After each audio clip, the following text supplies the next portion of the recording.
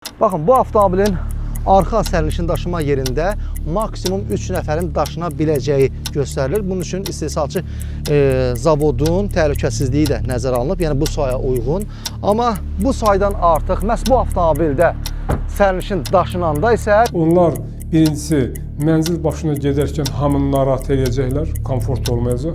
İkincisi, xırda bir yol nəqliyyat hadisəsində oradakı artıq sərnişin və hətta onun sayəsində sürücü özü və digər sərnişinlər daha ağır xəsarətlər ala biləcək. Çünki avtomobilin içərisində heç yerə bağlı olmayan bir əşyaya çevrilir insan. Baş yuxarı çırpılır, sağa gedir, sola gedir, qabaqdakı konstruksiya elementlərinə də və insan dünyasını dəyişir.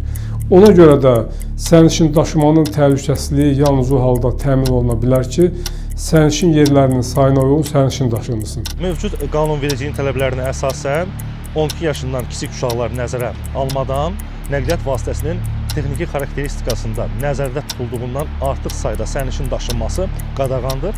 Belə hal aşkarlandığı təqdirdə sürücü barəsində Azərbaycan Respublikasının İnzibati Xətalar Məcəlləsinin 327.2-ci maddəsinə uyğun olaraq 3 cərimə balı və 100 manat məbləğində cərimə də nəzərdə tutulub. Bizim qanunvericilikdə də problem var. 12 yaşına qədər uşaqlar nəzərə alınmır. Nəzəri cəhətdən bu o deməkdir ki, miniş avtomobilinin arxa oturacağında 10 nəfər uşaq daşımaq olar. Özü yekə uşaqlar, məsələn 10 yaşında uşaq.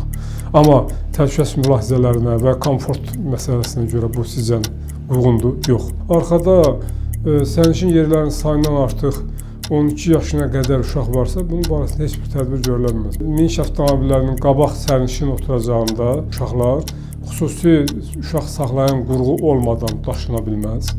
O cümlədən böyükdən bir yerdə daşına bilməzdir. Məsələn, kimsə böyük adam oturur, qucağında da bir 3-5 yaşında uşaq var. Belə qadağandır. Bu da təhlükəlidir, çox təhlükəlidir. Və hətta arxada daşınmaqdan da təhlükəlidir. Çünki qabaqdakı o böyük adam oturur, qucağında tutur. Hətta sərt tormuz olsa belə fakt var. Həmin adam başı qarışır özündə, uşağı buraxır. Uşaq çırpılır alın şüşəsinə. Özü böyük travmalar alır. Və yaxud da hətta bu adam uşağı buraxmır. Amma uşaqla bərabərdir axı. Uşaq qalır bundan avtomobilin o konstruksiyası arasında. Həmin uşaq tək olsaydı heç nə olmazdı bəlkə də. Yüngülvari və sıyrıqlar falan. Amma bunun bədəni ilə konstruksiyanın arasında qalanda uşağın qabırğaları sınır, beli sınır. Bax, ağır travmalar. Ona görə də böyüklə bir yerdə də olmaz.